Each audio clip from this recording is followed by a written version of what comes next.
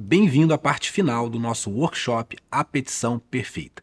Eu sou Júlio Xavier, assessor na Justiça Federal, especialista em tipografia e design de documentos jurídicos, e nesta sequência de aulas estou te ensinando como desenvolver uma petição com técnica e estratégia, de maneira a captar a atenção e conduzir a leitura do juiz, a fim de alcançar decisões mais específicas, rápidas e, claro, favoráveis.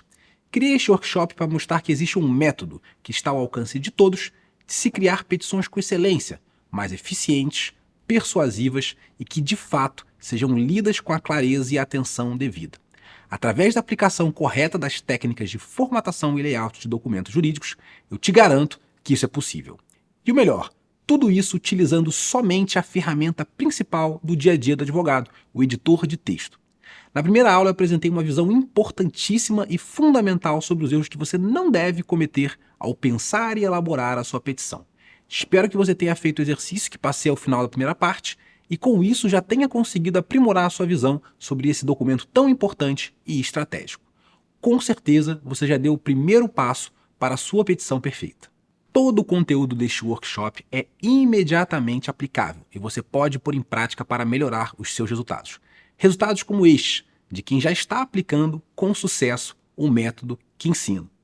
Vejam, já aconteceu comigo do relator transcrever os meus dos fatos, né? Então, ali o juiz ou o relator copiando exatamente o que estava na petição, né? Nunca tivemos um pedido despachado tão rápido, liminar deferida em menos de meia hora. Eu tenho dezenas de prints desses, trouxe só alguns aqui que eu considero relevantes, né?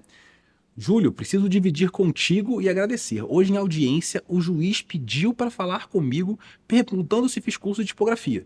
Segundo ele, as petições estão diferentes das demais, objetivas, claras, muito organizadas e vem facilitando o trabalho dele. Olha que interessante. O juiz perguntou se ela seguia aí tipografia jurídica, né?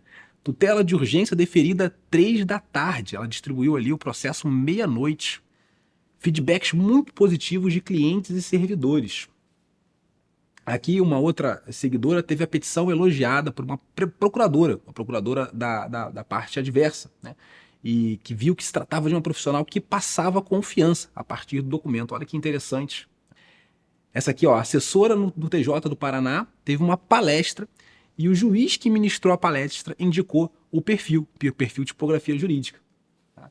Então, o objetivo desses relatos é mostrar que tudo aquilo que eu falei lá no início da primeira aula, sobre deixar a petição realmente mais célere, organizar as informações, né? Você que assistiu a parte 1 do workshop, tudo isso funciona e a gente tem de fato relatos concretos de pessoas que aplicando o método conseguiram realmente colocar a sua petição, né, e o seu processo em outro patamar, em outro nível.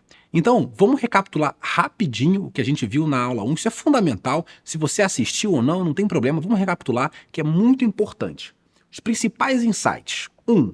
A forma como a informação é apresentada influencia no processo decisório. Então a gente mostrou ali, a gente provou por A mais B, inclusive a partir de pesquisas, né, como a maneira como a informação é colocada para aquela pessoa que está lendo pode influenciar no processo decisório, né? Então a gente deu o exemplo lá dos formulários opt-in e opt-out dos doadores de órgão e como aquela informação, a mudança na redação daquela informação mudava completamente as respostas para aquele formulário. A gente deu uma série de exemplos, então esse foi um insight muito valioso da aula 1. E quanto mais subjetiva for a decisão, quer dizer, quanto mais margem humana, mais margem pessoal, mais influenciável ela é. Claro, por quê? Se fosse uma máquina, né, uma máquina de aplicação legal, a gente não teria muita margem de persuasão. Mas como é um ser humano que está ali por trás, a gente sempre consegue tocar ali, né, nesses botões emocionais, nesses gatilhos e conseguir realmente influenciar na decisão. Falamos de conforto cognitivo, né? Trouxemos a frase aqui do Kahneman de quando você se sente tenso, tem maior probabilidade de se mostrar vigilante e desconfiado. E eu expliquei que isso é péssimo quando você diagrama e formata uma petição que causa tensão, esforço, que não tem ergonomia visual, e você gera essa vigilância e essa desconfiança, isso vai pode ultrapassar para o seu próprio direito, né? E criar uma indisposição a acolher um pedido, a acolher uma fundamentação sua. Então, por isso que a gente explicou que a tipografia é sempre em benefício do leitor. Você não escreve petições para você mesmo, para o seu cliente ou para o examinador da OAB. Você escreve petições para o juiz com uma finalidade. Então a gente tem que mudar a mentalidade, né? Então não adianta eu olhar para a petição e falar, ó, tá muito boa, tá? Nota 10 a minha petição. Você está conseguindo comunicar o que você quer com clareza? O juiz está lendo a petição da maneira que você gostaria? Você está adotando estratégias concretas para conseguir alcançar e demonstrar o seu direito? Então a gente tem que mudar essa forma de pensar e direcionar em relação ao leitor, assim como a gente faz aqui na aula, né? O objetivo é explicar aos alunos e não que eu fique apenas demonstrando o meu conhecimento, o que não diria nada. Insight importante também, menos é mais, tá? Menos é mais. Em petições, menos é mais. Não vamos desperdiçar a atenção do leitor. Quando a gente coloca muita informação, e eu dei o meu próprio testemunho, né? Que eu tenho um número de horas no dia e um número de processos no dia, então a atenção do leitor de petições ela não é infinita, porque existem métricas a serem alcançadas, metas a serem batidas.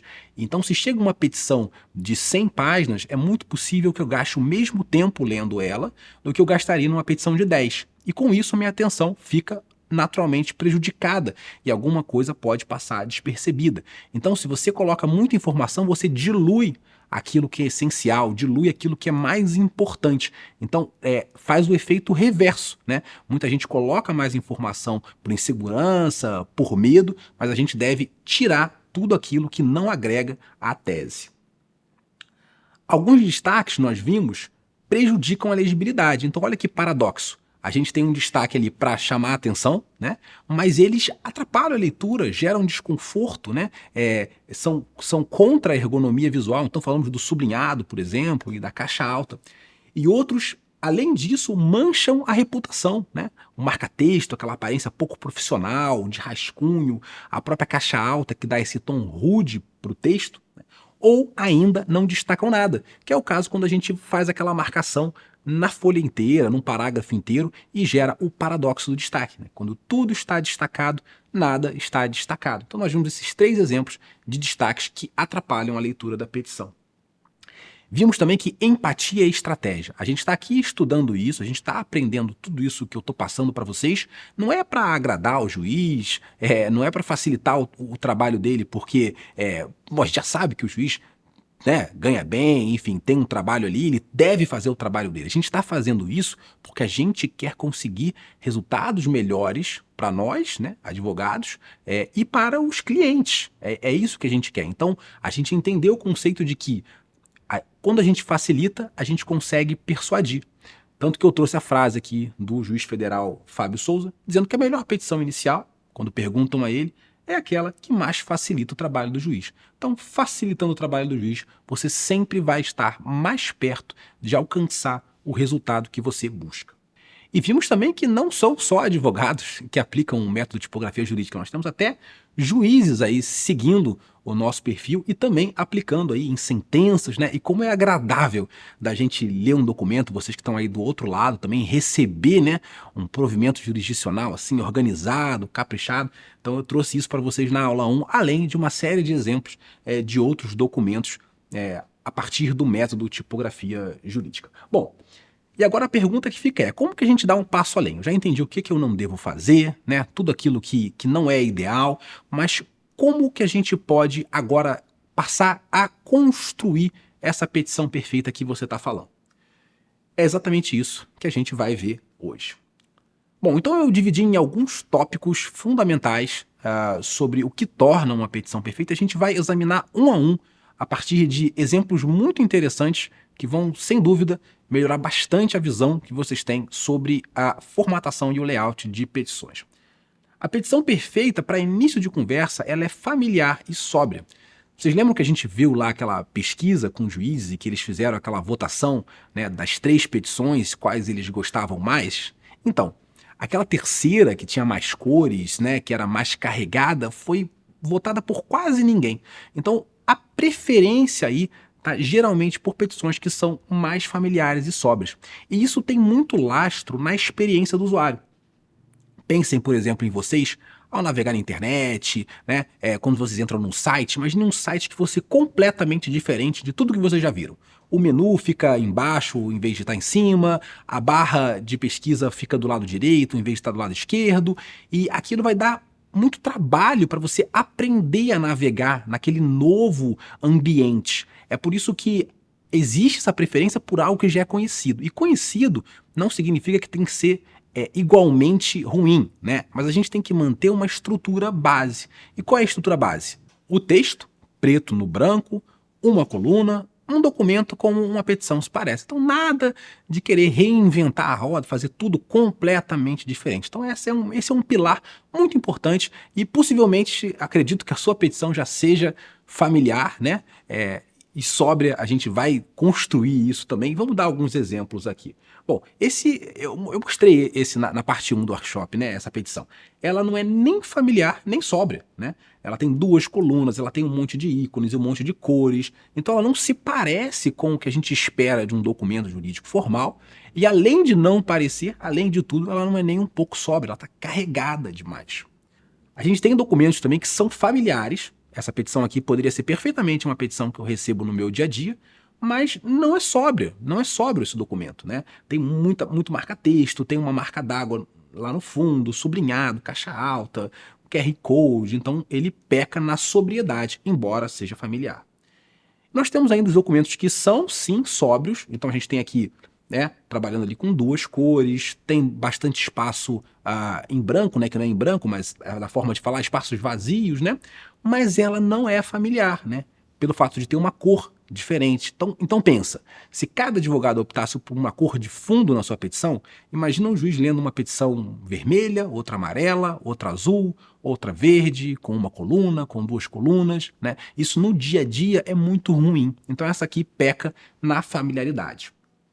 E nós temos as petições que são familiares e sóbrias. Então, por mais que a gente veja que tem um belo layout, que está muito diagramada, que tem algumas coisinhas diferentes, como uma marquinha ali lateral, né, uma forma ali lateral na qualificação, né, na informação, é um documento que tem tudo que a gente percebe como documento. Texto preto, folha branca, uma coluna organizada. Então é exatamente isso, é exatamente assim que deve se parecer uma petição perfeita para início de conversa.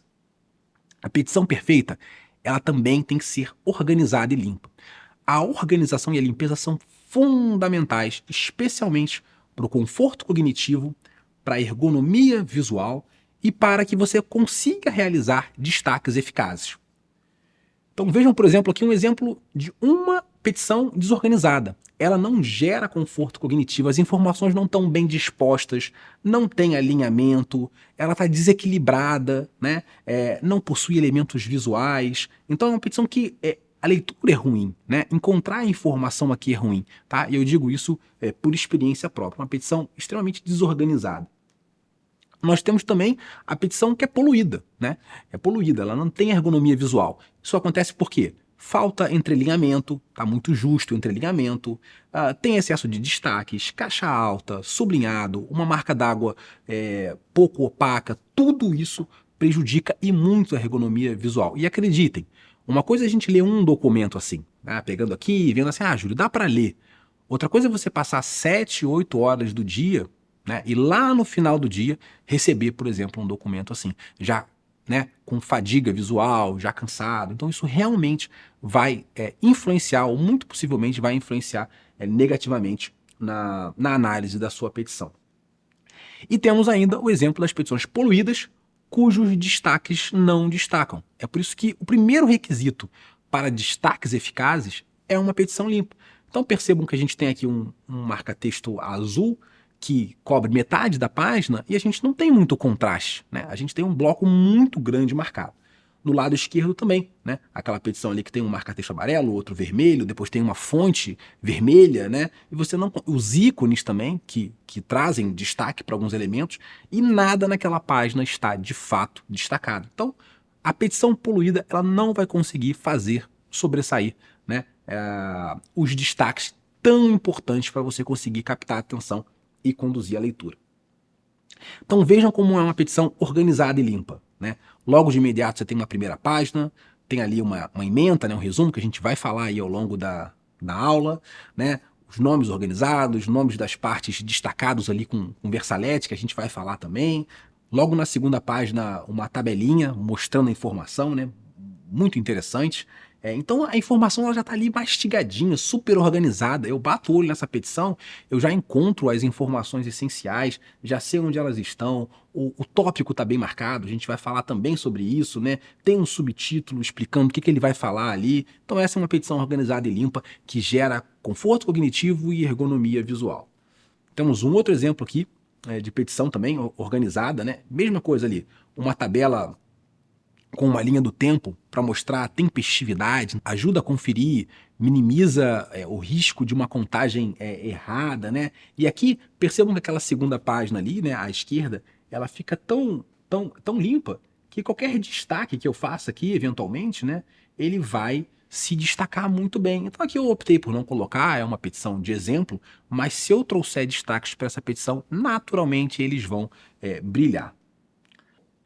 Um outro ponto da petição perfeita, e aqui é uma coisa fundamental também, ela obedece aos princípios do design. Vejam, os princípios do design não são nada, você não precisa ser designer para saber os princípios do design. Na verdade, a gente vai aprender aqui alguns deles, mas a gente não consegue construir uma petição perfeita sem ter essa noção, porque os princípios do design eles são basilares para quase tudo. Vocês vão observar que a gente vê isso em composições fotográficas, em filmagens, em artes, na arquitetura, né? Então, isso é algo fundamental para você conseguir criar essa visão na hora de compor a sua petição. Eu trouxe 3 princípios que eu considero os mais importantes para a gente já aplicar, que são o contraste, o respiro e a proximidade. O contraste diz respeito, vocês já devem ter ouvido falar, a essa diferença. A gente já falou sobre contraste por ocasião dos destaques, né? Mas aqui vejam como nessas páginas eu tenho pontos grandes de contraste que criam pontos de interesse numa página. Então, como a petição está limpa, está sóbria, está organizada, esses pontos com contraste, eles se destacam do restante e geram esses pontos de interesse. Então, percebam aqui que nessa primeira, né, nessa petição da esquerda, eu fiz um quadro para tutela de urgência, né, e coloquei aqui a verossimilhança e o perigo na demora, sendo que o perigo na demora aqui, né, a gente colocou uma cor de fundo para destacar. Então, esse ponto, né, é o principal ponto de atenção da página. A gente tem um outro ponto aqui também, né, com contraste, que é essa barra lateral, mostrando que esse julgado é um julgado específico, né, do TRF. Então isso é muito interessante para você chamar a atenção, para mostrar que aquele julgado ali ele é muito pertinente ao caso, é do tribunal que o juiz está vinculado, é atualizado, é recente. Esse aqui, no caso, não está, né? Mas o seu com certeza vai estar. Aqui a gente trouxe também um resumo, né? Então a gente tem um outro bloco de contraste aqui e uma tabela. Aqui a gente estava numa petição de previdenciário, né? E uma tabela aqui com as doenças alegadas, né? Um resumo excelente. Olha, quisera eu receber petições assim organizadas. Então percebam que ela tem contraste e vai ficar muito claro quando a gente vai ver logo em seguida uma petição sem contraste. Vocês vão entender a diferença. E o segundo princípio que eu quero que vocês saiam daqui sabendo é o respiro. O respiro, ele é essa área em branco, essas áreas em branco concentradas no seu documento. Geralmente, na maior parte das vezes, isso vai ficar às margens, né? Então a gente dá preferência a margens generosas. Isso vai contribuir para que o seu documento não fique pesado, não fique carregado, que as linhas não fiquem longas demais. Linhas muito longas, elas não são convidativas à leitura, atrapalham o próprio salto, né? Já que o final de uma linha fica muito distante do início da próxima linha, e raramente você vê uma composição com folhas A4, né? Que já são folhas naturalmente grandes, com essas colunas muito largas. Então, ter espaço em branco, separar espaço em branco na sua petição é fundamental. Pode parecer um paradoxo, né? Muitas vezes a gente quer reduzir o documento, mas não faça isso sacrificando os espaços em branco, porque uma petição com 3 páginas entulhadas de texto, ela é muito mais cansativa do que uma petição com 5 páginas, por exemplo, assim, com bastante espaço em branco, com respiro, com elementos visuais, títulos, subtítulos, demarcando. Então a gente tem que tomar cuidado com isso. Esse é um princípio que é muito importante. E outra coisa, o respiro ele não pode estar em vários pedaços, né? Por exemplo, entre as linhas, né? Linhas muito. Entre linhas, o e-mail, que muita gente usa, e fica aquele documento muito vazado. A gente realmente quer concentrar esses espaços. As margens, ali nos intervalos, nos elementos visuais, a gente vai ver muito isso hoje ao longo dos documentos que a gente for apresentar.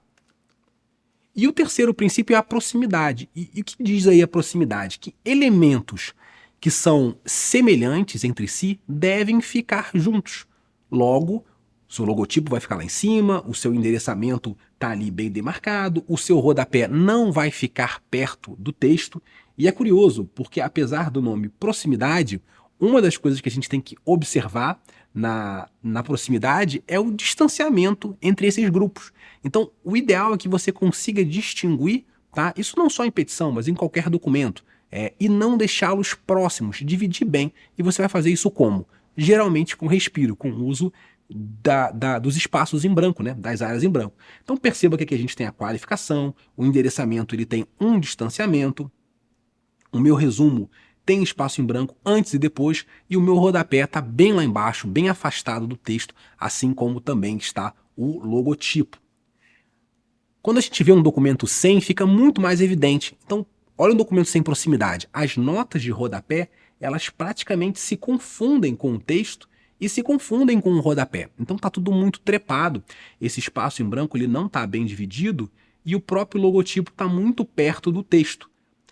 Reorganizando essa página, a gente deveria separar esse rodapé, separar essa nota, criar mais espaço, abrir um pouquinho aqui, então o texto fica confuso. É por isso que dá essa sensação de desorganização. A gente não sabe que grupamento de texto é qual, né? Eles estão ali muito parecidos entre si.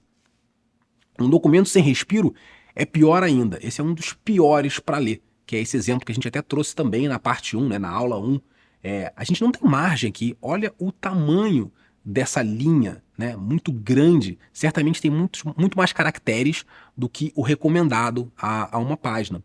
E é curioso nesse exemplo, né, porque você percebe que as linhas acabam aqui precocemente, e se a gente reduzisse aqui, aumentasse a margem, criasse espaço em branco, possivelmente a gente ia ocupar o mesmo tamanho, o mesmo espaço na folha de papel. A gente não gastaria mais papel. Então é muito comum a gente ver assim, acrescentar respiro, acrescentar elemento visual, acrescentar um monte de coisa em peças que eu faço em consultorias, que alunos fazem, que seguidores fazem, e depois fala, Júlio, mesmo fazendo isso tudo, minha petição não ficou maior, às vezes até fica menor, porque essa reorganização possibilita isso. É um uso realmente técnico, né? A falta de técnica faz o texto ficar assim, completamente espalhado, né? Como se fosse assim, jogado na página.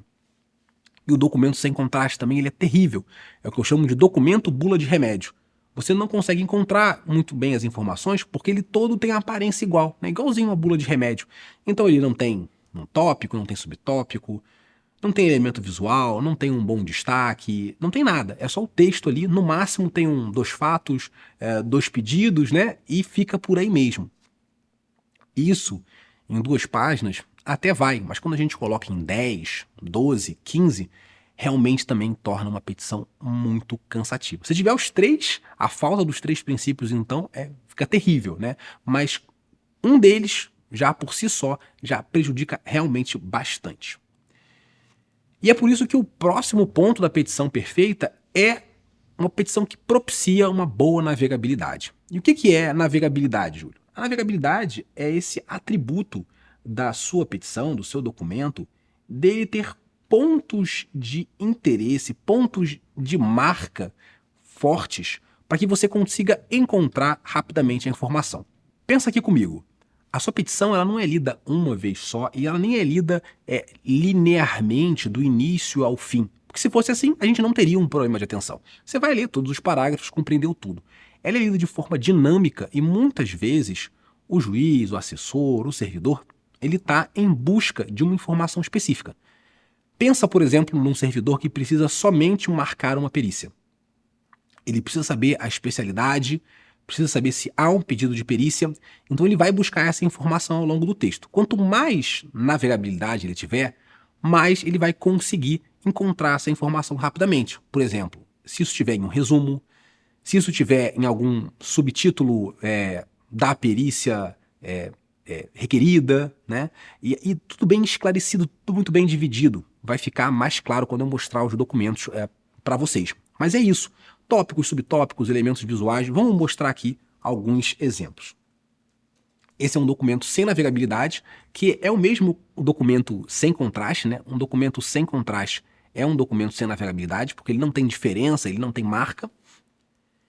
E um documento com navegabilidade, ele tem essas divisões bem claras. Ele possui hierarquia textual, né? Então ali a gente tem aqui foi usada a caixa alta, tem um negrito, tem essas linhas aqui nesse exemplo, né? Não tem uma forma só de se fazer, linhas grossas. Tem o contraste ali no meio gerado por aquela tabela da tutela. Então, quando eu estou lendo, eu encontro rapidamente. Até os destaques também são uma ferramenta de navegabilidade. A gente não está aqui para falar assim, não destaque a sua petição. Não. Destaque sim, destaque correto, como a gente conversou lá na parte 1. Então é muito fácil navegar. E esse conceito da navegabilidade vem muito até dessa coisa da internet, né? De quão fácil é você, por exemplo, encontrar uma informação, um menu, né? Numa interface ali de uma página, né? De uma webpage. Você vai encontrar ali, eu quero comprar. Onde é que fica o botão do comprar? Né? Onde é que fica o botão para eu procurar aqui, sei lá, calças masculinas tamanho 42. Então, assim, encontrar as informações facilmente é muito importante. Imagina se você tivesse que ler toda a página, né, a página inteira, para encontrar aquela informação que você busca, né? Você não precisa ler tudo, você tem que ir direto lá, e é isso que você quer fazer também com o juiz. Aqui nem é uma petição, é um laudo, mas também serve, ele traz um sumário que não é necessário, mas ele pode ser útil para petições que são muito longas, que não tem, Júlio, não tem como diminuir, o caso é muito complexo. Então você pode trazer um sumário, é uma ferramenta de navegabilidade, já mostra onde estão aquelas informações que você está falando, e mais que isso, ainda serve como uma espécie de um resumo, já que ao ler o sumário, o seu leitor já entende o que vai ser apresentado. Então, um sumário já é um resumo, já é uma esquematização, uma organização das suas ideias, da sua tese, é uma possibilidade também. Aqui é um documento que a gente fez para o Sesc Minas, uma consultoria, e ele também possui, né, a marca aqui da borda inferior. Nós temos um subtítulo para... Lembram também que eu falei na primeira aula da especificidade? O subtítulo ele traz especificidade. E o subtítulo ele não precisa estar aqui, por exemplo, só abaixo do título. Você também pode e deve usar subtítulos no meio do seu capítulo. Então, por exemplo, você falou dos fatos com o subtítulo 1, você está falando de alguns fatos. Se você for mudar para uma outra questão dentro desses mesmos fatos, você pode abrir um segundo subtítulo, pode e deve, porque assim o seu leitor vai encontrar esses grupos de informação mais facilmente. Então, trazendo o meu exemplo, né, de previdenciário, que eu sempre trago, porque eu trabalho com previdenciário, se a gente for lá no auxílio-doença e nós temos os requisitos incapacidade, qualidade de segurado, atividade habitual, se isso tudo tiver dividido, é muito mais fácil a análise, sem sombra de dúvida. E aqui a gente tem um outro exemplo de um documento também com boa navegabilidade, né? Com essa questão do título e do subtítulo, com elemento visual, né? Com hierarquia textual, aqui também, ó, preambularmente, A e B, bem marcado, né, com versalete, que a gente vai conversar hoje também.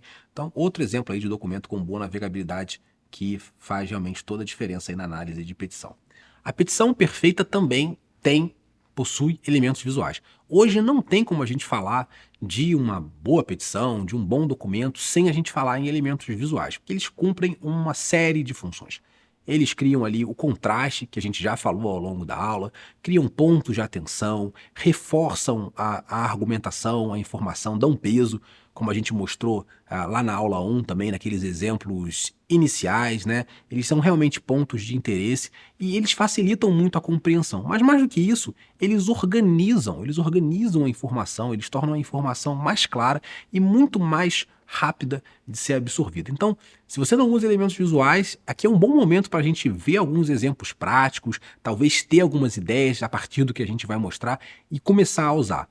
Talvez uma petição de 1 página, 2 páginas, muito simples, não precise, até dispense.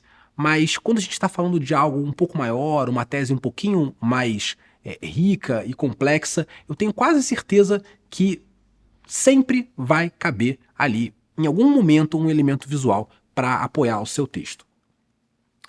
Olha esses dois comentários, que interessante, de seguidores lá no Instagram, falando sobre o poder dos elementos visuais, né? Primeiro, aqui, o rapaz que despachou com o desembargador, e ele usou 2 organogramas para demonstrar uma organização criminosa. E o desembargador ficou interessado pelo material, disse que tinha ficado bom, né? E ele comentou: foi uma ótima estratégia para captar a atenção. Então, olha que interessante. Ele foi despachar, levou um elemento visual, facilitou a compreensão, gerou interesse, gerou curiosidade, né? E faz todo sentido, né? Um organograma, que é essa estrutura organizacional, com uma organização criminosa. Muito, muito legal. E essa outra advogada aqui também falou: ganhei uma exceção de pré-executividade, tenho certeza que foi pelo uso da linha do tempo. Na sentença, o juiz mencionou todas as datas-chave incluídas na linha do tempo. Isso facilita muito o trabalho do juiz. É o que a gente falou lá na parte 1 do workshop. A questão do conforto cognitivo, né? Uma linha do tempo, e eu falo isso por experiência, é muito melhor de entender, de ler, do que as informações dispostas em parágrafo. No dia tal aconteceu tal, no dia Y aconteceu Z, no dia W aconteceu, né? Porque é muito cansativo e é difícil de organizar. Tanto é que, na prática, o que o servidor costuma fazer? Exatamente, uma linha do tempo no papel. A gente pega ali e começa a desenhar esses fatos, começa a dispor. Então, se você faz isso, você já antecipa esse trabalho e você realmente consegue trazer aí facilidade, né? Trazer conforto cognitivo e, enfim, fundamental também para uma boa petição, para uma petição perfeita. Vamos ver alguns exemplos aqui de linha do tempo. Esse também foi um trabalho que a gente fez lá para o SESC, né? Linha do tempo para tempestividade. Um exemplo clássico que a gente tem, que a gente pode usar, né? Facilita ali a contagem, você encontra rapidinho, minimiza os riscos de uma contagem equivocada, você coloca ali as suspensões. Linha do tempo para mostrar que aqui é uma questão de penal, tá? Penal eu não me arrisco, não entendo muito bem, né? Mas ela quis mostrar alguma coisa ali no flagrante em relação ao tempo. E o que eu quero chamar a atenção aqui são 2 coisas. Primeiro é a simplicidade dessa linha do tempo, ou seja, muito fácil de fazer, né? A gente não está falando aqui de uma coisa complexa. É uma linha com alguns círculos e algumas caixas de texto. Você organiza isso, né? E cria um ponto de interesse, cria contraste, tem respiro, né? Percebe ali como tem um espaço em branco ali também, que dá esse respiro naquele bloco de texto que às vezes é uma página de um documento, né? E ele fica muito mais palatável, muito mais organizado, né? Isso é muito legal. Você pode narrar os fatos, não tem problema, né? Colocar a narrativa, ou pode simplesmente dizer que os fatos aconteceram de acordo com a linha do tempo abaixo, né? E aí você coloca ali os pontos principais, também não tem problema, tá? O elemento visual, muitas vezes, não sempre, ele vai poder sim fazer uma substituição ali pontual no seu texto. Nós temos os gráficos, eu adoro gráficos.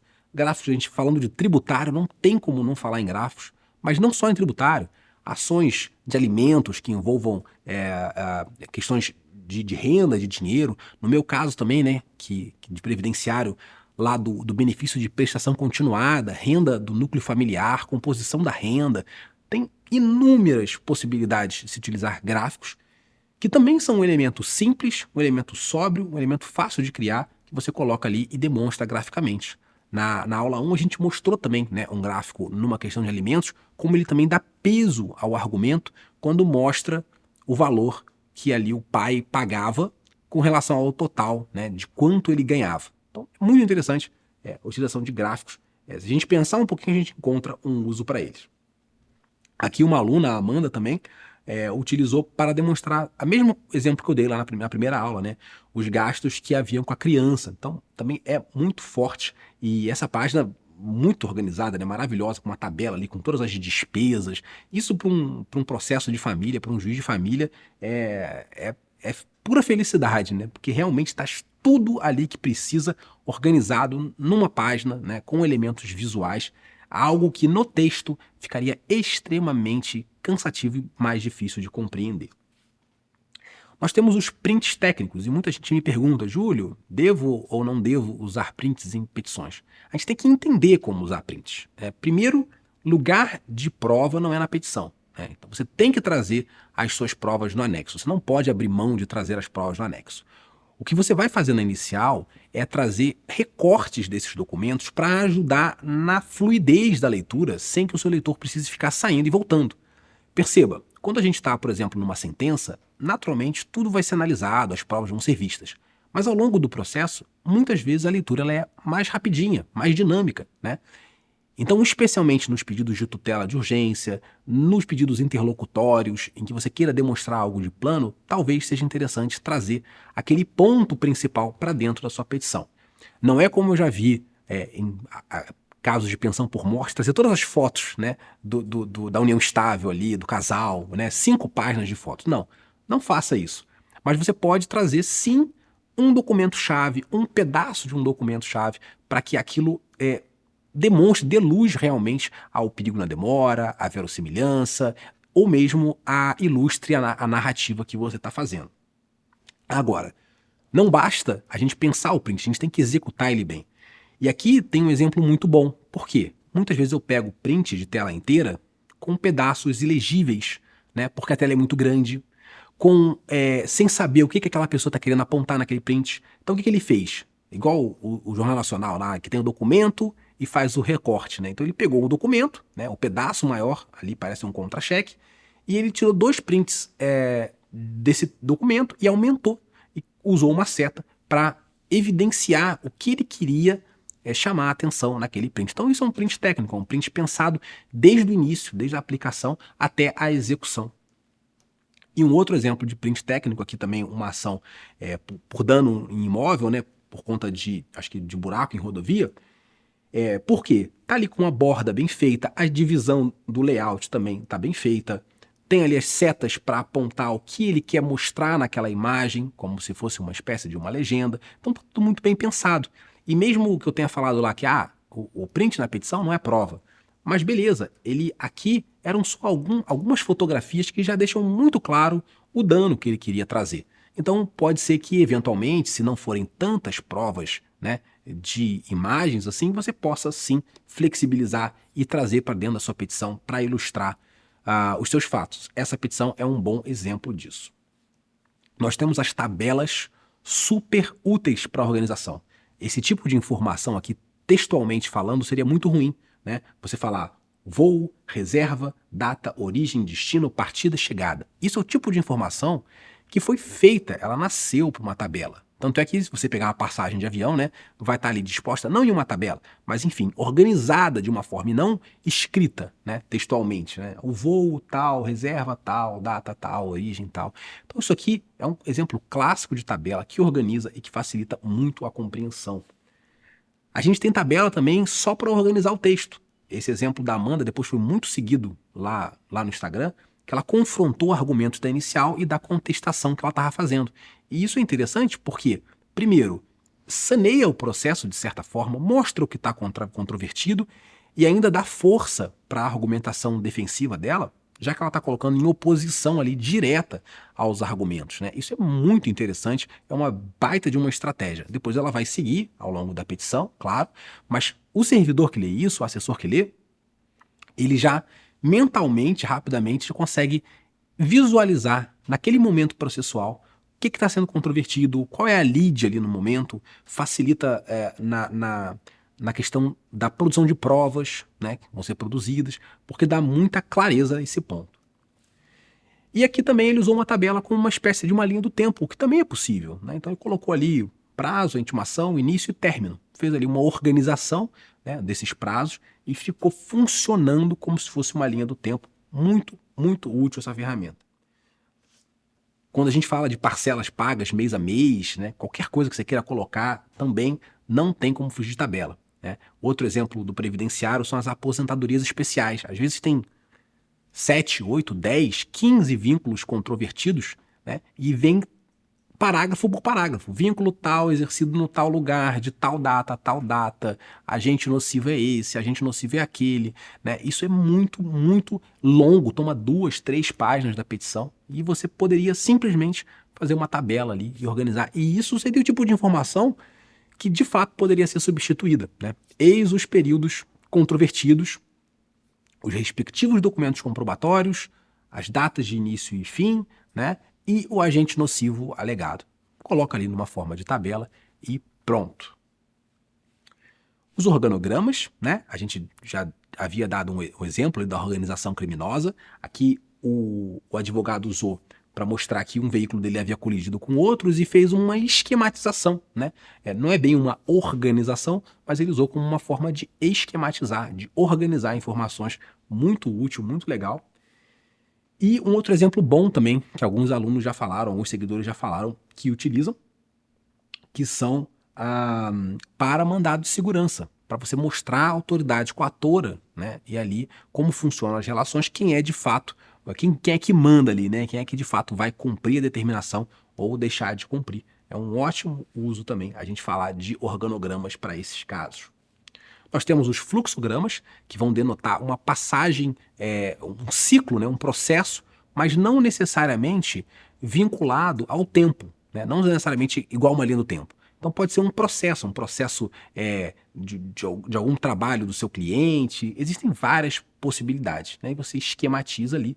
E embaixo também tem uma organização que eu gosto muito, que é de você botar com elemento visual o seu direito, né? Quais são os artigos, em que se baseia o seu direito? Em vez de transcrever todos os artigos de lei, né? Conforme reza o artigo 245, conforme reza o CPC, o CDC, você coloca ali o alicerce, né? Qual é a base do que você vai falar em seguida em termos de direito? É uma questão constitucional? Tem alguma súmula? Quais são as legislações específicas? Tem genéricas, né? Gerais e específicas? Isso, para um assessor experiente, para um juiz experiente, ele já olha e já consegue entender rapidamente qual é a base ali, quais são os fundamentos principais. Isso funciona também, enfim, para várias questões, né? Você já registra ali qual é a base do seu pedido legal. Isso pode ser feito de várias formas e eu gosto muito desse uso também. Outro exemplo de fluxograma, aqui dando a entender, né, o preenchimento dos requisitos para um benefício. Nós temos formas também como uma maneira de destacar tecnicamente. Vocês lembram que eu falei que você colocar aquele marca-texto em tudo fica muito pesado, caixa alta, né? Então, Júlio, o que usar, né? O que você usaria? Quando você quer destacar um trecho maior, um bom exemplo seria utilizar uma forma, né? Ela faz ali aquele contorno, cria um ponto de interesse, um ponto de contraste, gera contraste, e junto daquele pequeno ícone bem sutil, né, bem discreto e neutro, a gente vai criar esse destaque técnico bem no meio ali, chamando a atenção para esse ponto. Perceba que esse ponto era um ponto da jurisprudência que está acima. Então a gente conseguiu evitar, por exemplo, que aquele julgado não fosse lido. A gente trouxe o ponto central do julgado para um parágrafo exclusivo para ele, né? Uma citação ali, mostrando qual era o cerne daquele julgado, né? Por que aquele julgado se aplicaria ao caso concreto. E ficou bem legal, muita gente faz esse uso também. E nós temos as caixas de texto. As caixas de texto também funcionam ali como um ponto de atenção, são um elemento simples, mas também poderoso. Você pode trazer do lado do julgado para mostrar a data, de onde é aquele precedente. Isso é muito interessante, porque jurisprudência é uma coisa que eu ouço muita reclamação, né? De que às vezes não é lida. Então, se você juntar aquele princípio que a gente falou, do menos é mais, né? Já destacar pela escolha deliberada de um bom julgado, e você não conseguir ativar esse gatilho ali de que o julgado é daquele tribunal ao qual o juiz está vinculado, é um julgado recente, é um precedente importante, é um precedente de tribunal superior, é um repetitivo, dificilmente isso vai passar batido como costumeiramente acontece. Tá? Então é um uso muito, muito útil, né? Gera contraste, gera dinâmica, é bem legal o uso de caixas de texto também. Aqui um outro exemplo, e você pode usar também, eu já vi alguns seguidores usando para criar a própria citação, né? Uma citação da citação.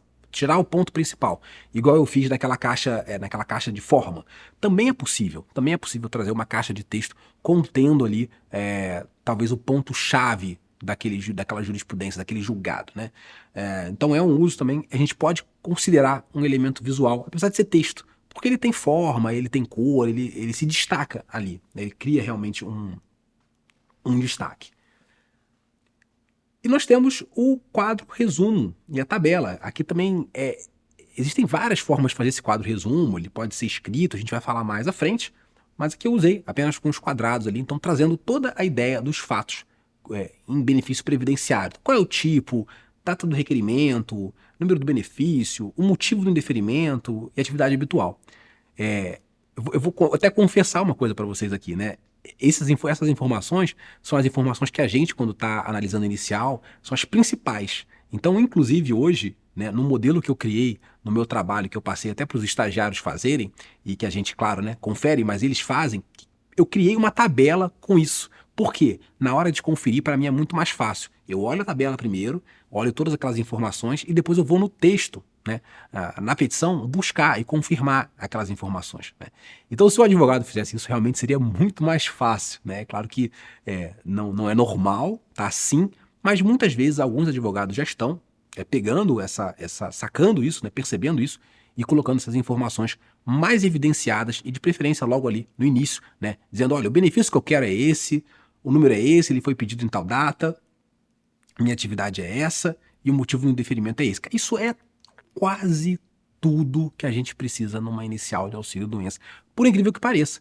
E o mais incrível é que muitas vezes a petição está cheia de informação, como a gente também falou na aula 1, mas ela não tem alguma das informações mais importantes que a gente precisa para analisar o caso. E aí tem emenda, mais tempo de tramitação, né? E aqui embaixo uma tabela com as doenças. Outro uso também bem legal, né? Ao invés de ficar narrando, a autora sofre disso, sofre daquilo, você coloca ali com a CID do lado e o documento relacionado. Esse é o ponto-chave também. Linkar ali já o documento que comprova. Aqui seria uma boa hora de embaixo colocar o print do melhor laudo, daquele assim mais recente, né? Mais assertivo ali no sentido, na verdade não é assertivo, né? Mas o mais incisivo, né? Que realmente demonstra ali o que dá mais essa aparência de que a pessoa está incapaz. Essa era uma boa hora para colocar. E não colocar todos e nem colocar tudo nos anexos e deixar lá o juiz, o assessor procurando qual é o laudo que traria a verossimilhança, né? Porque isso vai dificultar demais a chance de uma tutela. Passando para o próximo ponto da petição perfeita, eu diria que a petição perfeita é muito cautelosa com o uso de QR Codes, ícones e links, inclusive vídeos. Eu sei que é uma febre essa ideia de vídeos, eu vejo muita gente falando, eu vou colocar, como é que coloca? Júlio, você ensina, né? E apesar da gente até ensinar como fazer no curso, eu ensino antes a como pensar e quando usar, né? Então tomem muito cuidado. E por quê?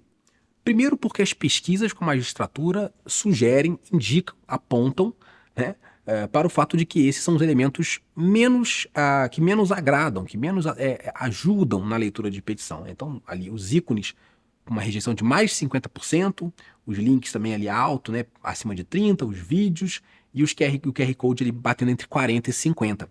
Mas o que eu quis trazer aqui nesse gráfico é te explicar por que existe essa rejeição. Talvez vocês pudessem pensar, isso é preguiça de ver, isso é ruim porque mas eu quero usar. Mas existe uma lógica por trás dessas respostas aqui, uma lógica do usuário, que eu como usuário posso te dar o testemunho. É muito simples. Os ícones, eles raramente agregam. Se você não souber utilizar eles como bons pontos de interesse, como a gente falou aqui, muito pontualmente, eles só vão poluir e infantilizar a sua petição. Então é por isso que muita gente erra, por não saber usar. Agora, se você trouxer um ícone sóbrio, né, bem específico ali, como a gente mostrou naquele exemplo do destaque, ele pode ser sim bem-vindo e o juiz nem vai perceber direito que tem um ícone ali. Ele simplesmente vai olhar para lá, que é o que no fim das contas a gente quer. Os links, nós temos muitos problemas com links porque vários tribunais têm bloqueio de sites externos. Então, quantas vezes acontece o advogado colocar um link na petição que não abre no tribunal? Isso é muito prejudicial, porque a outra parte, o juiz pode não conseguir ver, isso gerar ali uma lacuna naquela análise, né? E você não conseguir mostrar o que você queria mostrar. Ou então gerar uma determinação de que seja apresentada novamente. Enfim, se você puder optar, você opte por colocar aquilo no anexo ou dentro da petição. Júlio, mas eu não estou fazendo referência realmente a uma reportagem virtual. Não, aí tudo bem, né? Aí, naturalmente, a única possibilidade seria o link, o que não impede de você também baixar o PDF e colocar à disposição no anexo. São estratégias, a gente tem que pensar sempre com isso. E esse é o mesmo problema dos vídeos, né? Os vídeos a gente tem os sites de streaming, como YouTube, são bloqueados na maioria dos casos, na maioria dos lugares, Nós temos um problema também de tempo, realmente, né? Então, vídeos longos, dá muito mais trabalho, é muito mais longo assistir a um vídeo do que ler uma petição rapidamente, né?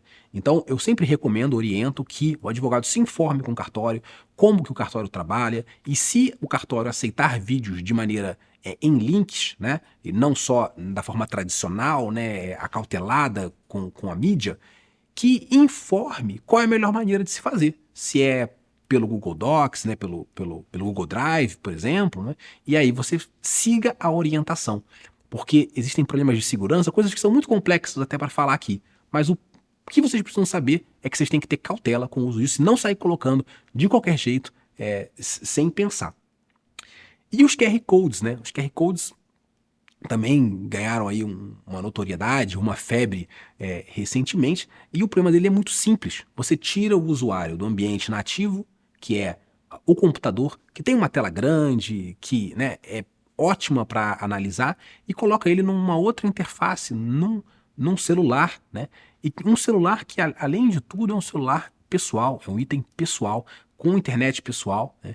E eu costumo contar muito, dar o relato de que em dois dos lugares que eu trabalhei até hoje, nós sequer tínhamos Wi-Fi, né? E em alguns lugares a minha rede 3G, 4G nem pegava direito. Então nem que eu quisesse, nem que eu, assim, nossa, o Júlio é muito entusiasta do QR Code, ele vai pegar a petição e vai ler, né? Nem que eu quisesse, eu conseguiria apontar o meu celular e ler, né? E é claro que o servidor não vai querer gastar o 3G, 4G dele, né? O pacote de dados dele, pessoal, né?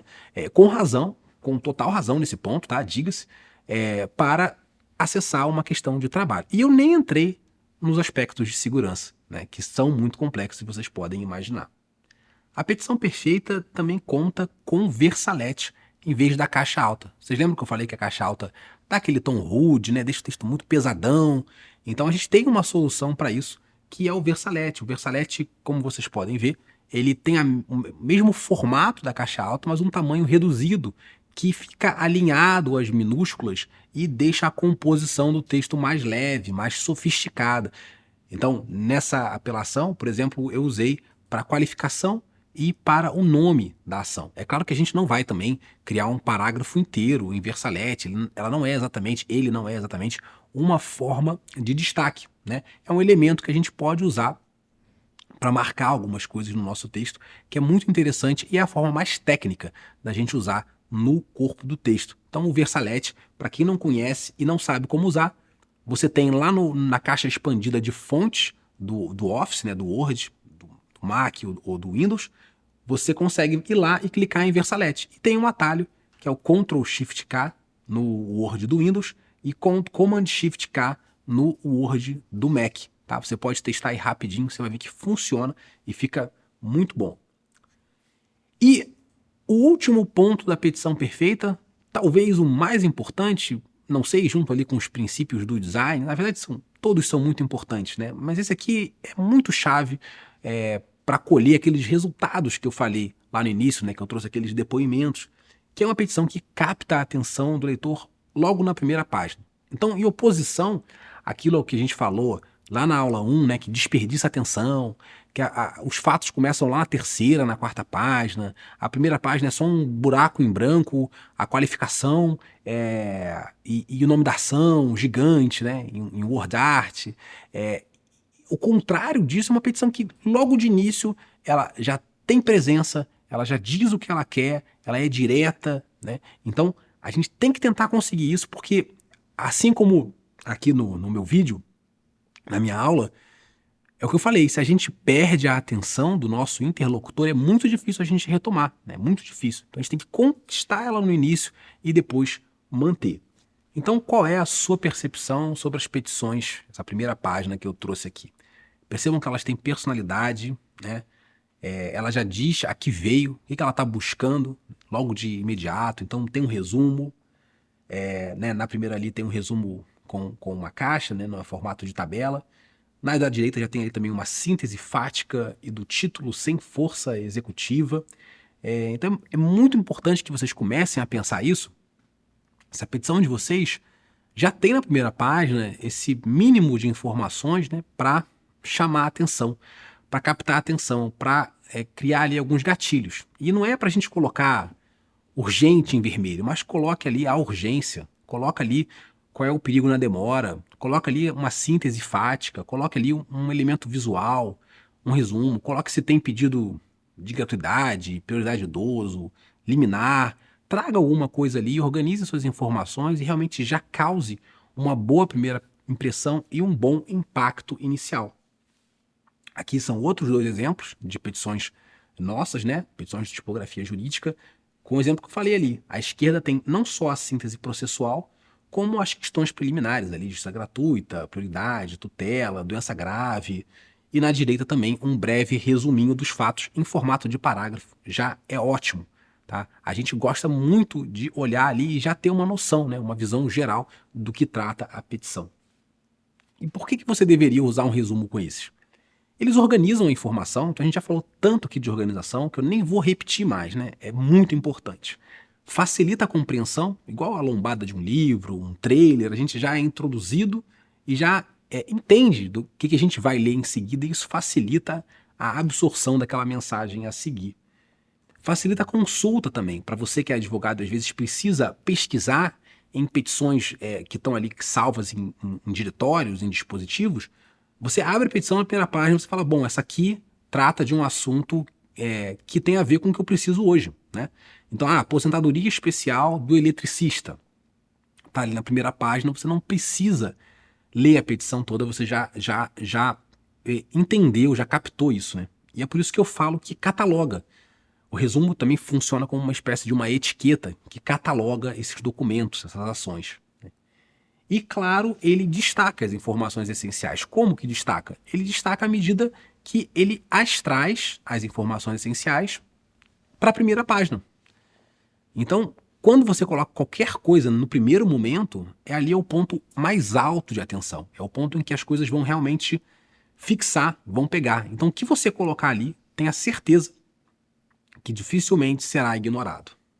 Como diria o juiz federal Fábio Souza, com quem eu já fiz live, de quem eu já trouxe algumas citações, ele fala que sua petição não é um romance, juiz gosta de spoiler, né? Então, quanto antes a gente for apresentado, não retarde essa apresentação, não pense que você precise aquecer ou fazer uma grande introdução. Diga o que quer de imediato, isso é muito valioso para o juiz, para o assessor, para quem estiver lendo a sua peça. E aqui alguns exemplos de resumo, né? Aqui é uma consultoria com checkboxes, com um resuminho em formato de parágrafo, aqui num formato de caixa central. Eu gostei muito dessa petição, achei ela muito bonita, né? Bem evidenciado nessa área em branco abundante, dá muita evidência. Ele aproveitou aquele espaço em branco que hoje não é mais necessário, né? Do início da petição, que antigamente os juízes despachavam ali, ou até mesmo colocava a etiqueta do processo. Eu peguei essa época, acreditem ou não, do processo físico. Ele usou para uma ementa centralizada, ali, alinhada com o endereçamento, com a marca. Bem bacana esse uso. Aqui também em forma de tabela, né? Um outro uso ótimo para resumos. Contestação dividindo o preliminar, mérito e pedido. A contestação da Amanda, que a gente já mostrou, né? Confrontando argumentos iniciais e de defesa. Outro aqui também, né? Fazendo ali, aproveitando bem a primeira página. Aqui ele até já entrou na gratuidade de justiça, coisa que talvez eu nem recomende tanto, talvez eu preferisse dividir mais esse layout e colocar a gratuidade para a segunda página, mas também não acho que desabona, acho que é possível sim. Então olha quanta coisa interessante tem nessa primeira página, né? A capa da sua petição, eu gosto de falar isso, né? Você não precisa trazer uma capa para a sua petição como muita gente faz, você precisa transformar a sua primeira página numa capa. E esse aqui é o resumo que eu vou mostrar logo em seguida como fazer para vocês. O resumo da nossa petição perfeita. Hoje a gente trouxe uma resposta à acusação, tá até ali com o logotipo, né, do evento da petição perfeita. E a gente criou um resumo em bullet points, né, com esses marcadores e com essa caixa ao redor também para dar essa evidência. E o ponto final, antes da gente entrar no Word para mostrar como fazer aquele resumo, é que a petição perfeita ela tem a personalidade do advogado. E por que eu coloquei esse ponto? Porque com o tempo, um bom advogado ele vai construindo uma reputação junto ao cartório, junto à serventia, junto à vara. A gente já começa a conhecer os advogados pelas petições. Então, acreditem, a gente já sabe os advogados que pegam as melhores causas, os advogados que trazem, que quando falam em tutela de urgência, realmente a gente tem que analisar com ainda mais atenção. Então isso é uma coisa que acontece com o tempo. Se você quer construir uma reputação, é muito importante que a sua petição tenha marcas. Porque a partir do momento que você faz uma boa advocacia, um trabalho sério, quando a sua petição chegar, todo mundo vai reconhecer que ela é sua, que ela não é simplesmente uma folha como qualquer outra. Então vejam alguns exemplos, né? E aqui eu queria ressaltar também o ponto de que a petição perfeita ela não tem uma forma só. Ela pode ter a forma que ela quiser, desde que sejam aplicados os elementos da tipografia de forma técnica, de forma correta. Então essas 6 petições aqui são bem diferentes entre si. Uma tem barra lateral, a outra não tem. Uma tem barra inferior, uma tem um resumo no meio, a outra não tem. Enfim, são muitas possibilidades, mas o que elas têm em comum, que eu quero que vocês entendam, é muita personalidade. Você vai bater o olho nessa petição e você vai saber que ela pertence ao advogado que você já conhece. Então, para a gente finalizar, eu vou fazer uma demonstração prática lá no Word sobre como a gente criar os versaletes e usar ele, compor ali com o versalete, e como a gente criar um quadro resumo igualzinho daquela resposta à acusação que eu mostrei para vocês alguns slides atrás. Bom, então é isso, vamos lá. Mas antes da gente mostrar de fato como fazer um resumo, eu queria ressaltar que todos os documentos, todas as petições que foram mostradas ao longo desta aula foram feitas dentro do Word, ou por mim, ou por algum dos meus alunos, exceto aquelas petições feosas e esquisitas lá, que são exemplos de terceiros. Então isso só para ressaltar o poder, né, dessa ferramenta. Então os elementos visuais, aquelas barras laterais, inferiores, elementos do rodapé, tudo, exceto, claro, os logotipos, né, criados ali por designers eventualmente, tudo feito dentro do Word. Bom, passado isso, vamos então dar uma olhadinha na nossa petição para a gente inserir o nosso resumo. Antes de inserir o resumo, a gente vai falar um pouquinho do versalete, né? Eu mostrei lá nos slides como a gente pode fazer. Então percebam que aqui a gente está usando uma tradicional caixa alta. E nessa composição aqui, vamos ser sinceros que nem tá tão ruim. Por quê? Porque o conjunto é bom. E eu sempre falo que o conjunto sobressai. O conjunto é mais importante do que um elemento em particular. Mas ainda assim, se a petição perfeita tem versalete, vamos utilizar o versalete para ele ficar ainda mais harmônico e sofisticado. Então é muito simples, a gente vai tirar essa caixa alta, existe um atalho para isso, o Shift F3, né, e a gente vai voltar para as minúsculas. Esse é o primeiro ponto, né? Vamos tirar também o negrito, né, que a gente faz com Ctrl N, não, na verdade já está aqui com uma letra semi-bold nesse caso, mas você pode utilizar também o negrito, não tem problema nenhum para fazer essa marcação.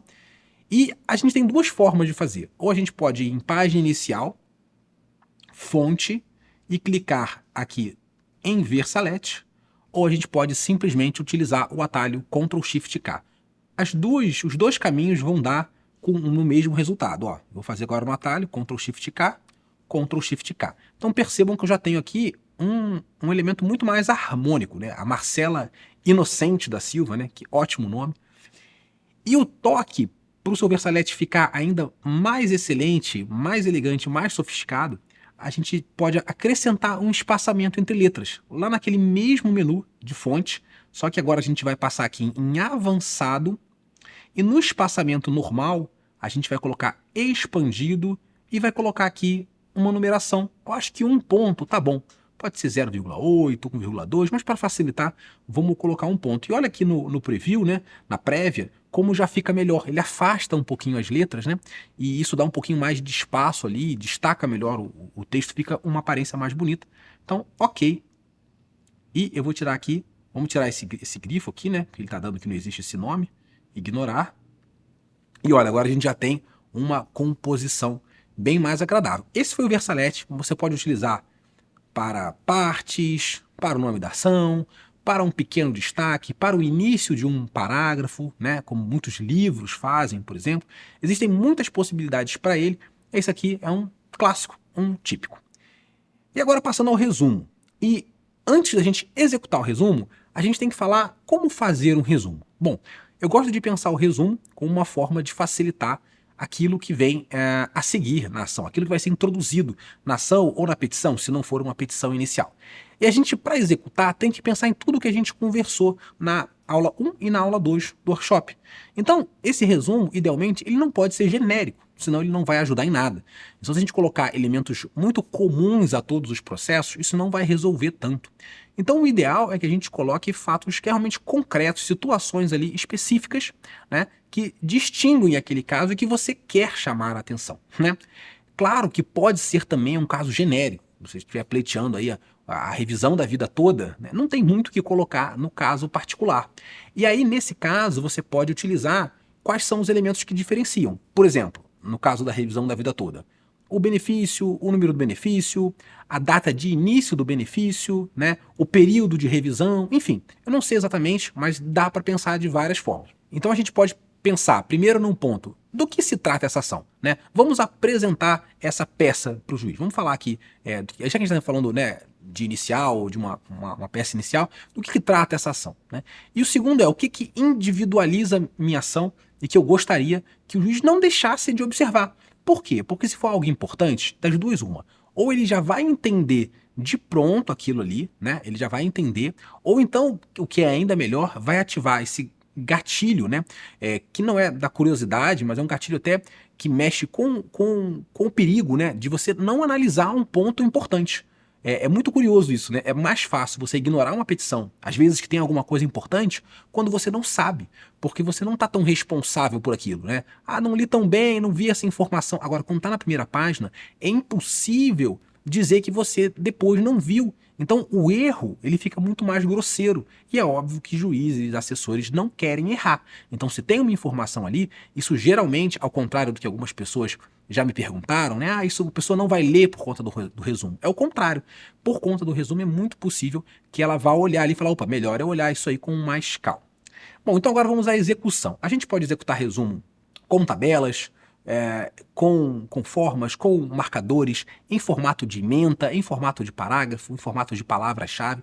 Você pode escolher. Eu dei vários exemplos no workshop. Você pode voltar aí, olhar e ver qual que você acha mais bacana. Aqui a gente vai mostrar exatamente aquele que a gente fez na nossa petição perfeita.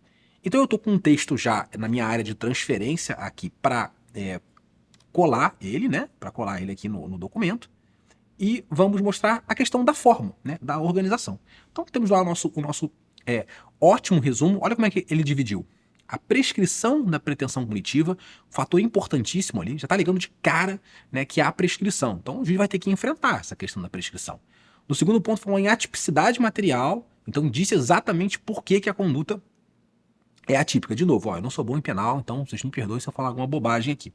E terceiro, exclusão da ilicitude, estado de necessidade. Aí disse por que, né, o estado de necessidade se configurou. Então percebem a especificidade, como vai direto ao ponto, né, como vai muito bem organizado, e aí depois em cada capítulo, em cada tópico você vai delineando, né, e organizando melhor, né, aprofundando esse debate.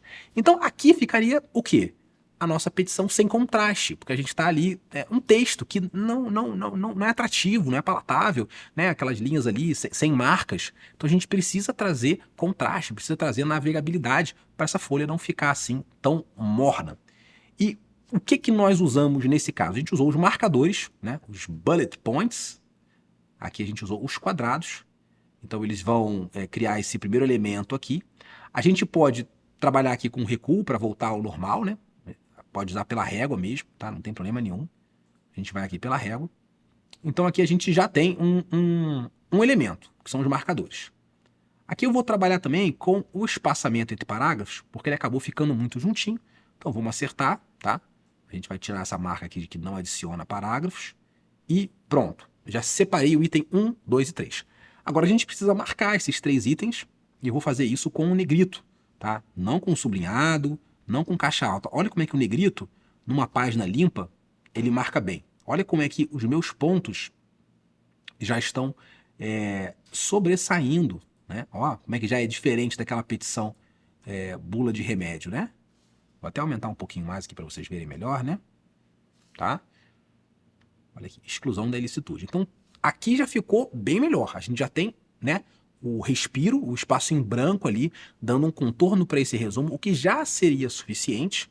E nós temos agora também os marcadores e o negrito, trazendo hierarquia textual. Mas para a gente dar um toque final, o que a gente poderia fazer é trabalhar com formas Eu comentei isso ao longo das aulas, até dei alguns exemplos, que a gente tem a possibilidade, então, de usar uma forma vazada, um quadrado desses comuns, né? Então, um retângulo, na verdade, né?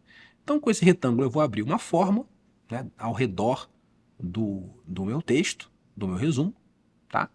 E nós vamos tirar o preenchimento. Então, ele é um quadrado, um retângulo, né, sem preenchimento, só com contorno.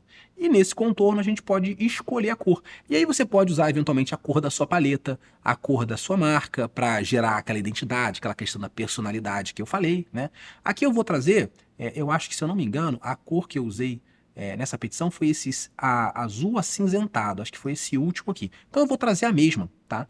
Para a gente marcar. Olha como eu criei uma caixa com contraste, né? Olha como eu criei um bom contraste aqui, como eu destaquei esse elemento. A gente pode até afastar um pouquinho, que vai dar para ver melhor. Ó, ó, vamos tirar. Ó, já criamos aqui a nossa caixa, né? Eu acho que, na verdade, ele estava na cor preta, mas não tem problema. Vamos usar o nosso azulzinho mesmo. E para finalizar, é muito importante a gente colocar mais um elementozinho. Poderia ser um ícone. Às vezes eu uso ícone de folha, sabe? Aqueles ícones tipo de checks, de folhas, que você pode colocar do lado, com recuo, né? A gente pode colocar um tópico, né? Resumo da defesa, lá em cima, no texto normal.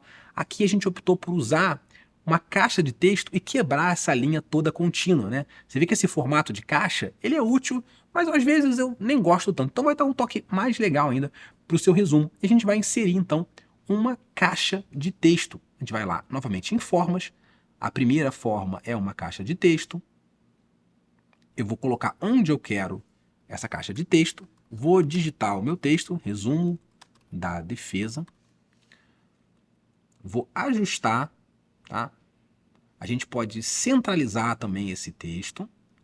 E, para a gente conseguir aquele efeito, a gente vai precisar, novamente, deixar o contorno em branco, o preenchimento em branco. Por que eu vou deixar o preenchimento em branco? Para a linha não pegar dentro do preenchimento, entende? Para a linha acabar e aí vai começar a caixa de texto com um fundo branco, não é um fundo transparente. E nós vamos colocar o contorno da mesma forma que está aqui, esse contorno azul, tá? Já apliquei.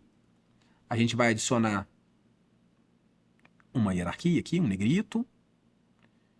Pode escolher uma outra fonte, mudar o tamanho, né? Posicionar em algum lugar que a gente queira.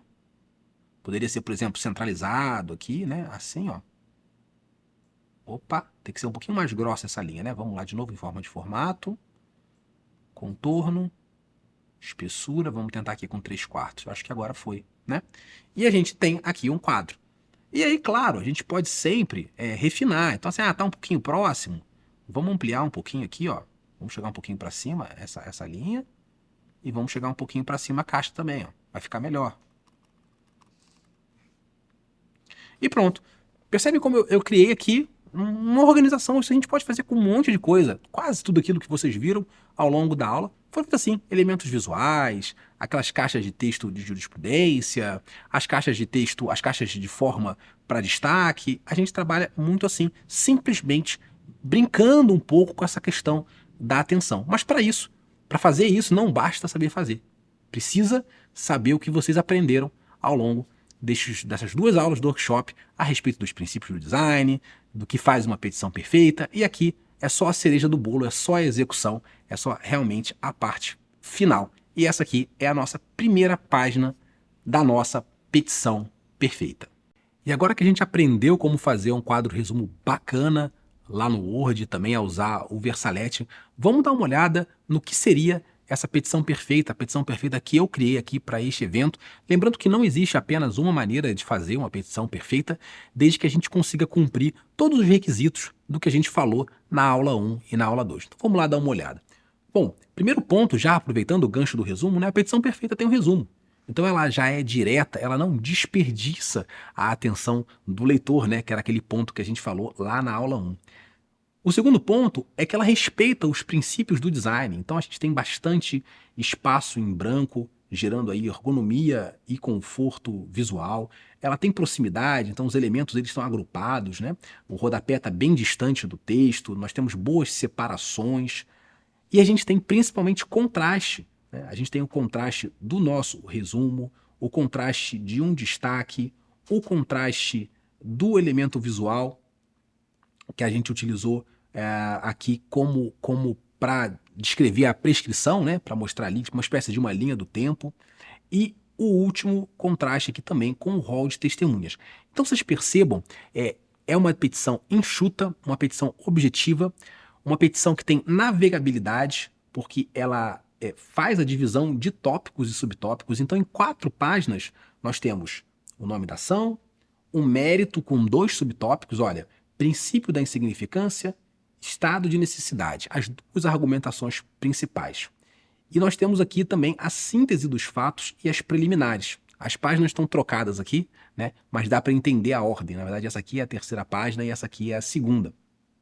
Então a gente tem tudo bem divididinho. É muito possível que ao pegar uma petição dessa, o juiz, na hora de analisar ou de fazer ali a decisão, né, ele vai citar ponto por ponto, porque ele vai ter que enfrentar cada um desses argumentos colocados. A gente utilizou também esses hífens, né, na verdade não são hífens, são travessões, para reforçar ainda mais a navegabilidade, né, a divisão da página. Essa é uma petição perfeita também porque ela tem personalidade, ela tem repetição de elementos, né? Logotipo, tipografia jurídica, temos a barra azul aqui repetida como um elemento que traz esse reforço da personalidade e que em qualquer página que você abra desse processo, né, dessa petição, o assessor, o juiz vão reconhecer que se trata de um processo daquele advogado. Então, você que está construindo uma reputação também é muito importante. Outra coisa que eu quero destacar é que cada página possui um ponto principal de atenção, um ponto de interesse, né? Enquanto na primeira página é o resumo, nessa 2ª página, né, que aqui está como 3ª, é a linha do tempo que sugere a prescrição. Na 3ª página, que aqui está como 2ª, é um trecho, né, destacado do texto, parte central, mais importante ali. E na última página, além dos requerimentos, a gente tem aqui o rol de testemunhas, evidenciando a necessidade da produção de uma prova oral aqui na instrução. Então é um documento pensado de forma estratégica do início ao fim. E como que ele conduz a leitura? Ele conduz a leitura exatamente porque é um documento limpo. Então esses pontos que têm contraste, esses pontos que têm destaques, eles sobressaem, né? A gente já consegue passar o olho e identificar tudo isso. Então eu juntei todo o conhecimento que a gente fez ao longo dessas 2 aulas, né, para criar essa petição aqui que cumpre todos os requisitos da petição perfeita. Bom, estamos caminhando para o final do nosso workshop. Foi bastante conteúdo. Na primeira parte, falamos dos problemas mais comuns das petições. Entramos na visão da magistratura e apresentamos a importância do conforto cognitivo para o leitor. Nesta parte 2, mostramos, aí sim, o que compõe uma petição perfeita, por que os princípios do design são importantes, além do uso correto de elementos visuais. Exemplificamos na prática a importância da boa formatação, do layout e ainda aprendemos a fazer um resumo, uma ótima estratégia para garantir atenção às partes fundamentais da petição logo no início. Tenho certeza que este conteúdo já contribuiu para a sua visão sobre suas próximas petições. Mas isto é apenas uma pequena parte, eu diria a parte inicial, porque é possível ir muito além. Você já deu o primeiro passo, mas te convido agora a conhecer um método completo, uma metodologia estruturada e já validada por milhares de alunos que irá te ensinar a desenvolver documentos jurídicos, não apenas petições, com estratégia e intencionalidade, a partir do domínio de todos os aspectos da formatação voltada à persuasão. Tudo isso, claro, além de transmitir credibilidade e personalidade com uma aparência profissional. Eu quero te apresentar a formação completa Tipografia Jurídica, o curso, formatação técnica e estratégica de petições e documentos jurídicos. Mas antes de entrar na estrutura do curso, nos módulos, nos modelos pré-formatados e em tudo que terá acesso, eu quero te mostrar um pouquinho do resultado prático dos nossos alunos. Aqui a gente pode ver o layout, aqui é a petição da advogada Mariana, e olha o que ela falou. Aprender tipografia jurídica me levou a um outro patamar de consciência e modificou a forma como penso os documentos como um todo. Com certeza o melhor investimento que pude fazer. O Josué, que fez essa belíssima petição, que a gente até usou ao longo do workshop, disse que as petições estão 100% melhores, mais claras, sucintas e agradáveis. O Jonas disse que os aprendizados e os insights mudam totalmente a nossa percepção sobre a atividade do advogado e sobre o próprio judiciário. E o Daniel falou que os documentos estão completamente novos graças ao curso. Até o juiz Leandro Leite afirmou que o curso é realmente fantástico e já recomendou para amigos, advogados e assessores. Neste slide, você pode ver toda a estrutura do curso, a nossa jornada didática. 6 módulos da mentalidade até o passo a passo prático dentro do editor de texto para conquistar essa habilidade tão fundamental ao advogado, mas ainda assim exclusiva. O curso também conta com modelos pré-formatados editáveis, além de um módulo com aulas de professores convidados. E olha, somente este time de professores e suas aulas podem ter certeza já possuem um valor imensurável para a carreira do advogado. Começando aqui no módulo 1, a gente tem um módulo de introdução, um módulo em que eu gosto muito, que a gente fala de mentalidade, de persuasão, dos princípios do design ali, fundamentais para a gente conseguir criar uma boa petição, um bom documento, tudo com muito exemplo. Vocês podem ver aqui pelos próprios slides, né? Eu gosto de trazer as aulas com bastante conteúdo prático, com bastante exemplos. E aqui tem alguns comentários, né? Todos esses só do módulo 1, que eu mais gosto é esse do Thiago, né? Falando que ele é marido de uma neuropsicóloga, mas especialista em terapia cognitiva, e ela afirma exatamente isso. Minha esposa assistiu junto comigo e adorou, né? Então tem realmente muita base da psicologia aí nesse módulo 1. No módulo 2, a gente entra na tipografia aplicada, em todos os elementos do layout de texto. Você nunca mais vai ter dúvida na hora de escolher uma fonte, de combinar uma fonte, de definir o tamanho da margem, de saber se usa ou não recuo de primeira linha, espaçamento, quanto você deve usar, enfim, todos os elementos.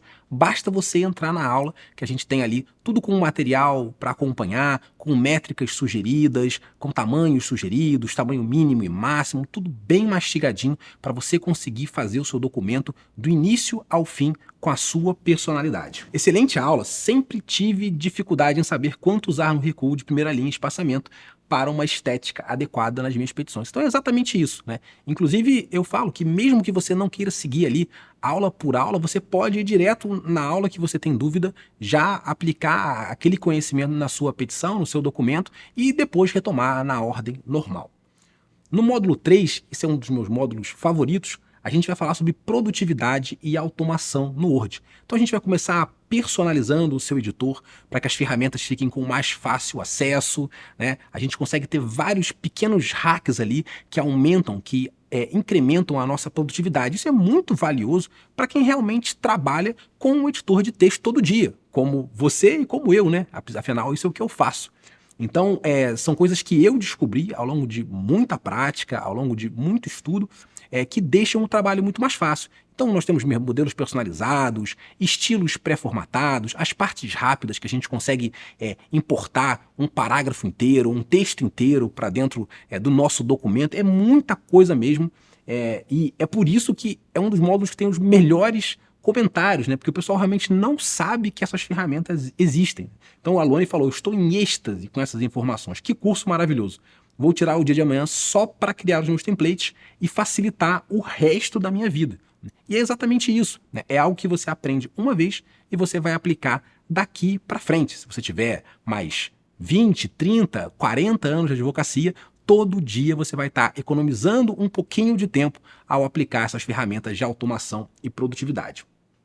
No módulo 4, a gente vai falar sobre elementos visuais, todos eles, todos os elementos visuais. Mas mais importante do que eu ensinar você a criá-los, e eu vou ensinar a criar um por um, tudo dentro do Word, eu vou ensinar quando usar, trazer exemplos da realidade do direito, exemplos já feitos por alunos, exemplos feitos por mim, para que você também tenha ideias e consiga efetivamente aplicar esse conhecimento nas suas petições. Não adianta nada a gente saber o que é um fluxograma se a gente não consegue ver uma hipótese de uso. Aqui também você vai aprender quando usar corretamente links, quando usar QR Codes em documentos, se a gente deve ou não usar vídeos e como colocar, como a gente pode fazer para disponibilizar, por exemplo, um vídeo para o cartório, para a vara, enfim, tá tudo aqui bem divididinho, aula de ícones, linha do tempo. É um módulo muito bacana. E no módulo 5, a gente vai fazer lado a lado aqui documentos do zero. Então eu vou pegar uma folha em branco, e a gente vai começar a desenvolver e eu vou mostrar como é o meu processo criativo, que é o mesmo processo que eu uso nas consultorias. Então eu vou abrir o Word e a gente vai começar ali, endereçamento, se for num contrato, qualificação, quadro resumo, cláusulas, e vou mostrar como a gente faz isso, como a gente define os estilos pré-formatados, como eu crio os templates, né? Então você já aprendeu tudo ao longo e aqui você vai poder me acompanhar fazendo um documento do zero. E eu ainda tenho um módulo de aulas complementares. Aqui são aulas que eu coloco muitas vezes porque eu vejo que o aluno ainda tem dúvida em algumas coisas, ou então temas que eu imagino que vão agregar ainda mais, né?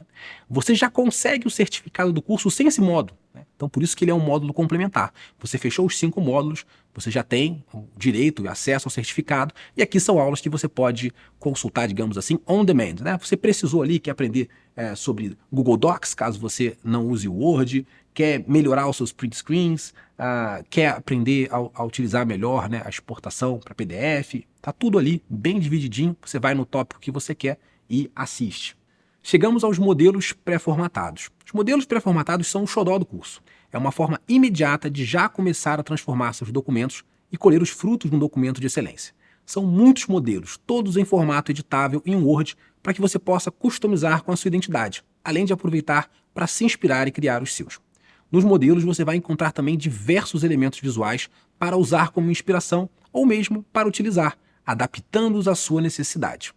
Os modelos são também o meio mais fácil e acessível de ter um documento com o carimbo tipografia jurídica. Fora isso, eu só realizo consultoria para grandes projetos, como foi o caso recente do Sesc Minas. E o valor da consultoria é incomparável com esta oferta que estou te apresentando aqui, além do fato de eu não ter mais agenda disponível para este ano. Para você conhecer alguns dos modelos, nós temos contestação, inicial, aqui outra inicial, parecer jurídico para quem é da área extrajudicial, também, outra inicial, procuração, não tem nenhum impedimento que você pegue uma inicial e transforme numa contestação, num recurso, embora a gente tenha todas essas peças, recurso, embargo de declaração, inicial, tudo bem diagramado. A gente tem também proposta de honorários, contrato de honorários. Recentemente eu adicionei uma decisão judicial, até em homenagem ao juiz que é nosso aluno, e uma notificação extrajudicial.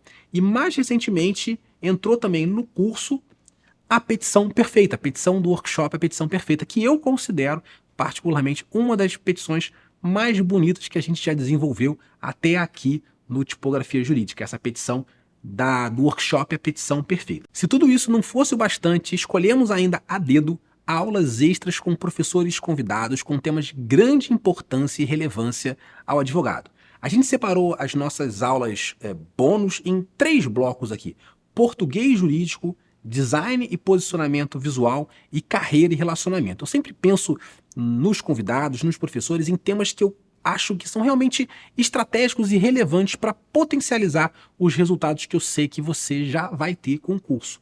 Então, no bloco de português jurídico, a gente tem a Luciana Petri falando de objetividade, clareza nas petições. Vocês lembram que lá na pesquisa que eu mostrei no workshop, esse foi tido como ponto principal ali apontado para os juízes. 98% disseram que consideram importante uma petição clara e objetiva.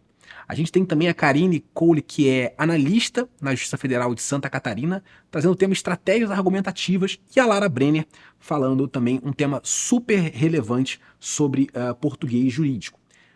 Temos também design e posicionamento visual, 2 aulas bem bacanas, uma para quem quer ir além dos elementos visuais no Word e também aprender a usar o Canva, né? Uma ferramenta gratuita. Então você pode, Júlio, eu quero fazer também no Canva, eu gosto do Canva. Então a gente tem uma aula, você vai aprender a fazer no Word, mas você também vai ter a opção de criar no Canva. E a Viviane Rosa, que também traz uma aula muito interessante sobre posicionamento visual do advogado no Instagram. E na parte de carreira, a gente tem o Rafael Pinot, um advogado super bem sucedido aqui do Rio, um advogado que não trabalha sexta-feira, é um advogado muito bem sucedido, né? É um amigo meu e dá uma aula muito legal sobre relacionamento e fidelização de clientes. A Lena Tariana, que é vice-presidente da OAB do Distrito Federal, também dá uma aula sobre pilares da advocacia sólida. E uma novidade para esta turma é a Carol Newman, que ela vai falar sobre comunicação assertiva. Um outro ponto que eu considero essencial, porque eu vejo que é uma dificuldade do advogado, às vezes, se posicionar ali numa audiência, ou então cobrar de um cliente, né? Então a gente está falando de assertividade exatamente sobre ser firme, sobre conseguir se comunicar com clareza e firmeza. E como é importante para o advogado saber, né? Saber interromper, saber vender, saber dizer não, né? Então eu trouxe essa aula pensando exatamente nisso. Bom, e o valor do curso? Vocês devem estar se perguntando, né? Querendo me perguntar. Mas antes, eu que vou fazer uma pergunta para você. Quanto vale aprender uma habilidade que você vai usar todos os dias ao longo da maior parte da sua carga horária daqui para frente na sua carreira? Quanto vale você conseguir economizar tempo ao elaborar documentos? Quanto vale você conseguir elaborar documentos com aparência mais profissional, dotados de mais credibilidade e que consigam fazer com que o seu processo, ainda que um pouco, mas que ele ande mais rápido? Isso no exponencial, né? Acumulando com todos os processos que você ainda vai trabalhar, com todas as petições, com a quantidade de vezes que pessoas irão ler os seus processos, juízes, desembargadores, ministros, assessores, estagiários, você propiciar uma melhor experiência de leitura, aumentar as suas chances de provimento. Eu costumo dizer, costumo brincar, né? A gente tem muitos depoimentos de alunos falando que conseguiram tutelas rápidos, que conseguiam tutelas que acham que não conseguiriam sem aplicar a metodologia. E eu costumo dizer que se você conseguir, ao longo de toda a sua vida profissional, uma tutela, você já pagou o investimento do curso. Afinal, você poder chegar para um cliente e falar, olha, consegui a tutela naquele caso difícil, o juiz transcreveu, como o pessoal lá falou no início, transcreveu os fatos que a gente trouxe, transcreveu o nosso resumo, né? Ele entendeu o que a gente queria falar. Quanto vale ainda, mesmo que o juiz talvez não te dê provimento naquele caso, mas que ele fundamente aquela decisão, que ele mostre que leu, que você veja que ele leu e enfrentou seus argumentos ponto a ponto, a partir de todas as técnicas e da metodologia que a gente apresenta.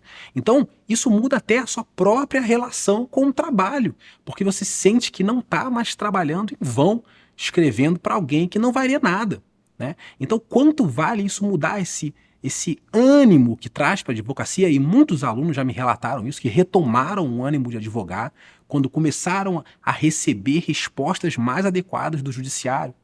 Eu estou falando que você vai ter um milagre? Estou te prometendo um milagre? Claro que não. A gente sabe de todos os problemas e eu trabalho dentro do judiciário. O que eu estou te prometendo é uma melhora real e consistente, uma melhora progressiva ao longo de todos esses anos que você ainda vai exercer. E não importa se você tem 50, 40, 30, 10 anos de prática pela frente, o que importa é que é muito tempo para colher resultados e para você não estar sabendo ou dominando uma técnica que realmente pode te ajudar, ensinada por alguém que de fato conhece o sistema judiciário de dentro. Então a gente conseguiu para essa turma manter o valor de 497, que era o valor que a gente já vinha praticando, apesar de todo o cenário de aumentos de preços, dos cursos com preços exorbitantes. Desde o início do curso de tipografia jurídica, a gente mantém uma política de preço acessível. A gente gosta de trabalhar com um grande número de alunos, com transformação, né? Criar realmente essa teia, essa comunidade de advogados que estão aplicando e que estão melhorando o sistema, né? Melhorando a relação com clientes, melhorando a qualidade do seu trabalho no judiciário e, no fim das contas, até melhorando o meu próprio trabalho, né? Porque eu já tenho sentido, já tenho recebido documentos com técnicas que eu ensino, não sei se exatamente de alunos, mas certamente de pessoas que estão aprendendo o que eu falo nas redes sociais. É um curso com mais de 20 horas de conteúdo, tá? Nós temos 20 horas na área principal, além das aulas bônus, das aulas de professores convidados. São 2 anos de acesso, também um diferencial. Hoje a maioria dos cursos trabalha com 1 ano, a gente tem 2 anos, inclusas todas as melhorias no período. Então, entrou aula nova, entrou documento novo, vocês têm acesso imediato, sem nenhuma distinção para os alunos das próximas turmas.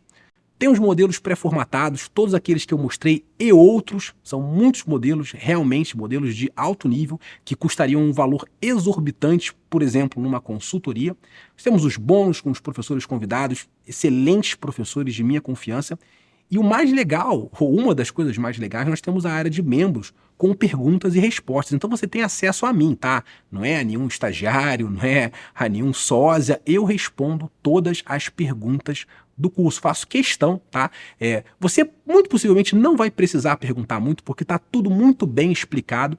Mas se você quiser ir lá, comentar, participar, perguntar, eu estarei disponível para te responder. E claro, garantia incondicional de 7 dias. Você entra, tá lá, não tem nada liberado depois, tirando a aula da Carol, né, que ela ainda vai gravar. Não tem nada liberado depois, os modelos estão acessíveis, tudo sempre transparente, 7 dias. Se você não gostar, você simplesmente pede cancelamento, sem perguntas, você tem o seu dinheiro de volta. E falando em área de membros de alunos, olha o que alguns alunos têm a dizer sobre o curso, avaliações do curso na plataforma. Em muitos anos de advocacia, um dos melhores cursos na área jurídica. O melhor curso que já usei. Mudou a minha advocacia e não só os meus documentos jurídicos. Curso fantástico. Superou todas as minhas expectativas. Profissional dedicado a ensinar e sanar todas as dúvidas dos alunos, como eu falei lá. Excelente didática, conteúdo muito útil, merecedor de nota máxima. Curso que muda a qualidade de atuação do advogado no dia a dia, para melhor, com conteúdos práticos e teóricos consistentes. Então, aproveita, as inscrições são por tempo limitado, vão só do dia 9 a 16 de julho, a gente não tem previsão ainda de nova turma. Quem me acompanha lá no Instagram sabe que o meu segundo filho está para nascer em agosto, e quem é papai sabe que esse é um período complicado, conturbado. Eu vou estar muito dedicado ao Dudu, né, ao Luiz Eduardo, que está chegando aí. Então é isso, pessoal, aproveitem, dia 9 a 16 de julho, são mais de 20 horas de conteúdo, 7 professores convidados, aulas bônus, módulo complementar, modelos pré-formatados, enfim, é tanta coisa que eu nem consigo decorar tudo, para ser sincero. Então, acessa o link aí, o link vai ficar na página também, www.tipografiajurídica.com.br/curso, e seja muito bem-vindo à turma 5.